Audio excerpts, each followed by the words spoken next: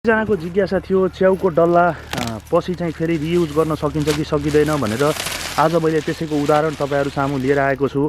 जस्तो यो च्याउको पराल छ जुन एकचोटी हार्भेस्टिङ गरिसकेपछि एकचोटी पराल निकालिसकेपछि विशेष गरी दोस्रो चोटी चाहिँ यो हामीले युज गर्न सक्दैनौं, यो प्रयोग गर्न मिल्दैन। त्यही भएर यसलाई विशेष गरी हामीले कम्पोस्ट मलको रूपमा चाहिँ प्रयोग गर्न सक्छौं, कम्पोस्ट मल बनाउन सक्छौं।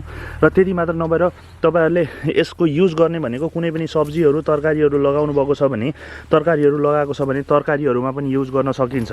र अर्को एउटा इम्पोर्टेन्ट कुरा के छ भन्दाखेरि जस्तो तपाईहरुले गणेउला पाल्नु भएको छ भने गणेउलाहरुलाई पनि खुवाउन मिल्छ। यो जस्तो यहाँ खुवाउनको लागि चाहिँ हामीले प्रयोग गर्दै छौं। यो तपाईहरुले देखाउन खोजिरहेको छु यहाँनेर हामीले आफ्नै फार्ममा पालेको गणेउलाहरु यहाँ हेर्नुस् कति हेल्दी गणेउलाहरु छ तपाईहरुले देख्न सक्नुहुन्छ।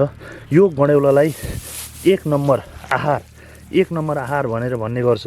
हेर्न सक्नुहुन्छ यी गणेउला कति हेल्दी गणेउलाहरु छ। यो लेभलको गणेउलाहरु हामीले कसरी निकालिरहेछौं भन्दाखेरि यिनीहरुले धेरै मात्रामा चाहिँ हामीले यही कार्बन चाहिँ परालबाट कार्बन चाहिँ पाउने गर्छ। उनीहरुले कार्बन चाहिँ खाने गर्छ। त्यही कार्बन खाएको कारणले गर्दाखेरि विशेष गरी जति पनि हामीले उत्पादन लिइसकेको जुन पराल छ त्यो उत्पादन लिएको पराललाई चाहिँ हामीले यसरी यहाँनेर चाहिँ युज गरेका छौं। हेर्न सक्नुहुन्छ तपाईहरुले हामीले यतापट्टि युज गरिसकेका छौं। यिनीहरुलाई चाहिँ यो एकदम मन पर्ने गर्छ। र जुन हजुरहरुलाई देखाइरहेको छु हाम्रै घरमा उत्पादित जुन गणेउला मल छ गणेउला उनीहरुलाई कार्बनको मात्रा चाहिँ हामीले यसरी उत्पादन लिइसकेको च्याउबाट चाहिँ हामीले दिने गर्छौं। उत्पादन लिइसकेको जुन च्याउको बिउ छ जस्तै यहाँनेर हेर्न सक्नुहुन्छ हामीले पहिला दिएको यो परालमा चाहिँ यो पराल पुरै यिनीहरुले चाहिँ खाइसकेका छन्। यी गणेउलाहरुले हेर्न सक्नुहुन्छ पुरै अत्याधिक मात्रामा यो ठाउँमा चाहिँ गणेउलाहरु देख्न सक्नुहुन्छ हजुरहरुले। त्यही भएर यसको युज हामीले एकचोटी मात्र युज गर्न सक्छौं। बारम्बार त्यो पराल जुन च्याउ राखेको पराल चाहिँ हामीले बारम्बार युज गर्न सक्दैनौं।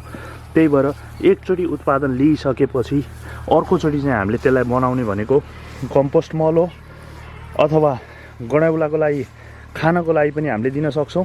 त्यसमा गणेउला राम्रोसँग अत्याधिक वृद्धि हुने गर्छ। र अर्को विकल्प भनेको चाहिँ के छ भन्दाखेरि जस्तो तपाईहरुले तरकारीहरु लगाउनु भएको छ भने डाइरेक्ट त्यसमा लगाइदिने हो। र यसरी चाहिँ फालिएको च्याउको जुन डल्लाहरु छ त्यो डल्लाहरु चाहिँ हामीले यसरी कम्पोस्ट म्यान्युअरको रूपमा चाहिँ प्रयोग गर्न सक्छौं है त।